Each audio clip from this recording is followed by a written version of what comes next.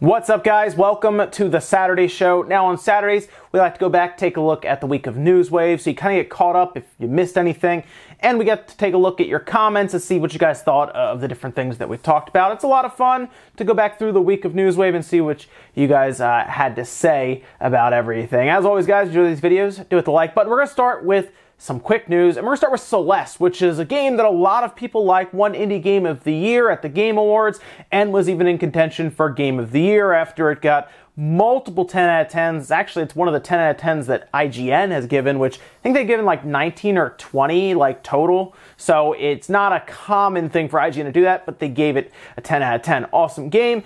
And on Twitter, as you're seeing here, they talked about how it has sold over 500,000 copies in 2018. That's Matt Thorson, who is one of the main people behind Celeste. And he then says, "Thank you, everyone who played it. We never expected it to reach so many people." And then in a follow-up tweet says, "We're working on some Farewell Celeste levels, which should be ready in early 2019. They're very hard, and we'll be announcing what's next for us in the new year as well. See you in 2019. So that's very exciting, obviously, for fans of Celeste. One, it sounds like the game was successful enough for them. Now, some people might look at that and say, you know, I thought it would have sold more. 500,000 doesn't sound like that many, but keep in mind, not everyone, specifically indie developers, have the crazy goal of, like, where EA says Battlefront 2 didn't sell 16 million copies, sold like 8 or 9 million. You know, it's a shame it didn't do what we needed it to. They're happy with 500,000 copies, more than likely because the budget wasn't astronomical like something like a Battlefront. Honestly, because of the amount of developers that appeared to be on there, it probably wasn't a massive budget anyway, and to them, 500,000 copies is amazing. So, I mean, if they're happy with it, that's good. They see it as successful, and it sounds like they're moving on after an AMA that was on Reddit around the time of launch. They don't really have plans for a sequel, according to them, so it sounds like they might be moving on to another project, and that's fine because Celeste was good, and maybe they're concerned about trying to maybe make something that wouldn't be as good just because. So it sounds like Celeste will be something that can kind of live on. It's going to Games with Gold next month on the Xbox, so then maybe even more people get to try it out because, as we've heard, Games with Gold and even Game Pass actually help sales at times for games that maybe kind of got lost a bit when it first came out, and then it gets to Game Pass, people see it, and then maybe they pursue it on other systems as well, or they tell their friends about it. It's worked, so we'll see. Maybe Celeste just continues to sell, and maybe it will eventually hit that 1 million mark, but honestly, they seem happy with 500,000 copies, and they're going to continue making games, so it looks good. On Monday, we talked about a massive leak around Kingdom Hearts 3. Nearly 30 copies of the game on Xbox One were leaked from a distribution center and later sold online for hundreds of dollars. While we're not sure how many actually sold, it does appear that several copies are now out there, so be careful of leaks on the internet. Also, the PlayStation Classic appears to be struggling with Target already discounting the system down to $75. Side says, Kingdom Hearts 3 Epilogue and Secret Movie are going to be released later, so they are paid DLC, aren't they? At least that's what I got out of the statement. No, from what I'm seeing and what a lot of us are kind of hearing about this, it was removed out of just to be careful, just in case, as like a precaution. It sounds like it's going to be a day one patch or day one DLC, essentially, that gets kind of just downloaded and patched in. It's not going to be something that is paid for from what I've seen, and honestly, if they did that, that would be really, really bad, and it would just be a bad look on a game that fans have already been waiting forever for, and then you make them pay for the actual ending. No, that's not happening, and if they do, I'm sure everyone will call them out on it. This is going to be something, it sounds like anyway, that you download when you first put the disc in, and it says, oh, there's, 3 gigabyte patch to download, we're going to install the game, and then we'll download it. Then you could play, like, basically every game I put into the PS4 or the Xbox One at this point. Even the Switch gets some kind of patch at day one now. So that's more than likely you're going to see. It's going to be something it's not going to be paid. It's going to be free. So it's just precaution. That way, if people have the game right now, they don't have the true secret ending that everyone in the Kingdom Hearts fandom is looking forward to unlocking themselves and then going on message boards and discussing or on YouTube and everything. Tuesday saw Soulja Boy attempting to sell more knockoff systems at marked up prices, with the latest offering being a Game Boy that packed in a ton of games. Also, Fallout 76 appears to be adding loot boxes after a recent data mine found them in the latest update. DJ says, those lawyers are loving these money screenshots. So I keep looking at these occasionally just to see, and Obviously, a lot of people are waiting to see if there's any actual news on a company going after Soulja Boy. Now, here's the thing. There is an article that's been floating around, and people always talk about it, and they send it to me. It's from some website that a lot of people haven't even heard of, and they keep referencing the same article, but that article doesn't have any clear source, or they're not like, it's not like how Eurogamer Kotaku will kind of break news and you understand that they're talking to several sources. This just seems to be this website just talking about it, and it's spread, and people believe that Nintendo is going after Soulja Boy at this time, whereas, again, I can't really see anyone else talking about it, and it'd be weird if just this one like random website has heard about it and is posting about it. So I don't have any clear-cut evidence, and what's interesting about the money that he's been posting, that he's made this much money, millions of dollars in sales, you know, 100,000 on a SKU or something that he sold, I feel like people would be online talking about how they got their system and it's the greatest thing ever, or just, you know, excited to have something from him like this. I haven't seen anyone post about it, and it's been out for a little while now, and I've talked to people who ordered it when it was first announced, other creators, that's mostly who I see who bought it, no shipping information. When I ordered it, when people were donating to Spawncast and Austin John was like, you gotta get this thing now, I ordered it and I paid for 3-day shipping, and here we are now on Saturday, the following Saturday, and I haven't heard about any shipping information either, which means I'll probably have to go through PayPal eventually and just get the money back, but it's a little sketchy, and honestly, some of those sales numbers, I don't know. I mean, they could be photoshopped, and what'd be really funny is if Nintendo ordered one as well, as we saw Sony order a PlayStation 4 from somebody online that was putting ripped games on it and pirated games, and then that's how they caught them with the proof that they ordered.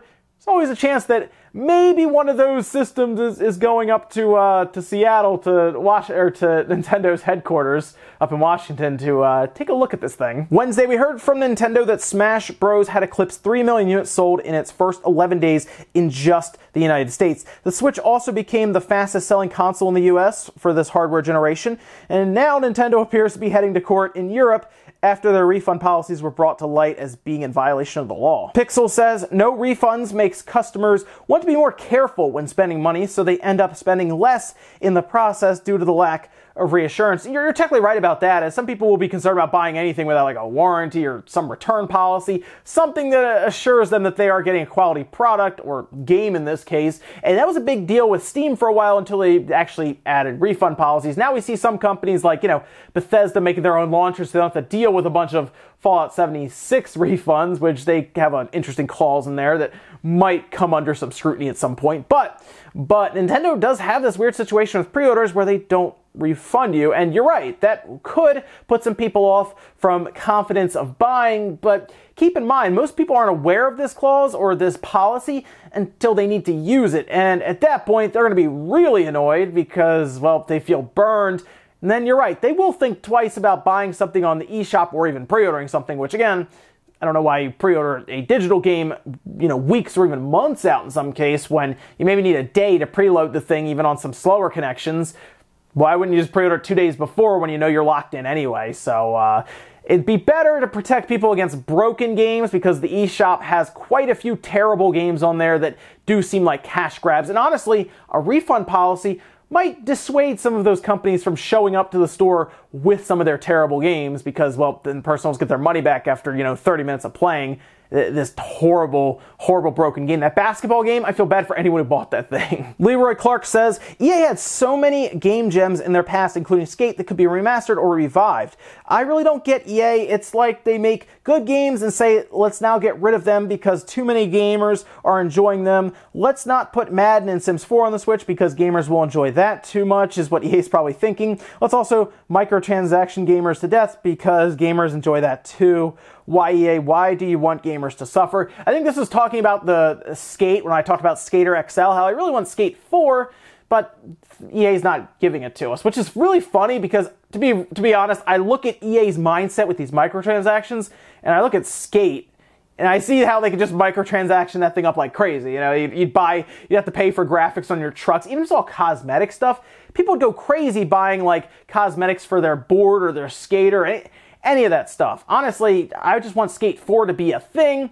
I tried out Skater XL, and it's not bad, but it's definitely an early access game, as in there's not a lot to do in it yet. But I do see the foundation kind of laid there, where the left stick is your left foot, the right stick's your right foot, and you kind of work it out to do an ollie kickflip, and it feels satisfying to do all that stuff in the game, but there's just not much there. And it's $20 for early access. They make it very, very apparent when you're buying it on the page to this is an investment. We're giving you where we are now and working through it. So they have a long way to go with that game, but I do see that game possibly becoming something like a Skate if they do continue to work on it. But as for EA, I don't know. Skate 4 is an easy slam dunk to sell everything in terms of just copies outright, but maybe EA is concerned about some way to monetize it further because, well, that's kind of where EA's head is right now. I mean, they put loot boxes in a Need for Speed, which is it's just weird. Thursday, we took a look at the reported NPD sales covering the US for the month of November. All three companies sold more than 1.3 million units for each other's systems, showing that gaming is stronger now than it's ever been. Rick says the fact that all three systems are selling well this late into the generation shows the consumers isn't ready to move on, no matter how much a small minority of consumers might be thinking of a super strong 4K machine and the industry wanting to move that way. The general consumer is more than fine with how games look and play. Rick, you're not wrong exactly here. See, the thing is, a lot of consumers will buy these systems because of the price getting so low, which is I think why so many units are selling, but then something like the Switch ends up with a higher dollar amount because you're technically right. The Xbox One X and the PlayStation 4 Pro definitely do not sell as much as their cheaper counterparts because it's cheaper. I mean, when the Xbox One came out, it was $500 and it still sold out day one because it's the new system, it's the new thing on the market. But sales did slow while the PlayStation 4 continued because the PS4 was the stronger system and it was also cheaper. Also didn't come with that Kinect that everyone was worried was spying on them, but still, the PS4 had it right. Games first, don't worry about that TV stuff, and we'll save you $100 by giving you the stronger games-oriented system. It's one of the reasons I think the Switch is also doing so well. It's because it's different and it's games-oriented, and now they're adding in, we see Hulu and YouTube and other stuff showing up. But still, it's interesting to see this on the tail end, but this does happen a lot. As systems get cheaper, they continue to sell heavily, but there are only so many people you can sell a PlayStation 4 and an Xbox One to before people start to maybe wonder about when the next thing is coming that they can buy.